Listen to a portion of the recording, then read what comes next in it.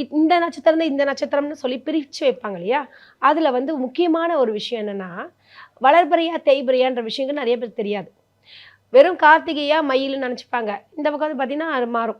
அப்படின்னும் பொழுது உங்களுடைய இதில் வளர்பிறையில் பிறந்தீங்களா இல்லை தேய்பிறையில் என்ன பக்ஷி அப்படின்ற விஷயங்கள் தெரிஞ்சுக்கிட்டு தான் ஒருத்தருடைய நட்சத்திரத்துக்கு உண்டான அந்த பக்ஷியை நம்ம தீர்மானிக்க முடியும். பக்ஷி என்றால் பறவை அப்படின்னு.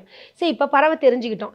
இது எதற்காக யூஸ் பண்ணுறாங்க அப்படின்னும்போது, இப்போ ஒரு இப்போ உங்ககிட்ட ஒரு வீடு இருக்குது, நீங்கள் வாடகைக்கு விடுறீங்க வச்சுக்கோங்களேன். சின்ன விஷயந்தான். நீங்க விடவே மாட்டேன், எனக்கு தரவே மாட்டேன்ற மாதிரி இருக்கீங்க. உங்களுடைய நட்சத்திரம் இதெல்லாம் தெரிஞ்சுக்கிறேன். தெரிஞ்சுட்டு நம்ம என்ன பண்ணுறோன்னா,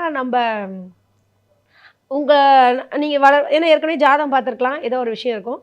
டக்குன்னு நம்ம அந்த நேரத்தில் உங்களுக்கு ஃபோன் பண்ணுறேன், சார் வீடு கிடைக்குமா அப்படின்னா நிச்சயமாக தரேன்ருவாங்க. ஏன்னா காலத்தை அறிந்து நம்ம செய்யக்கூடிய விஷயங்கள்.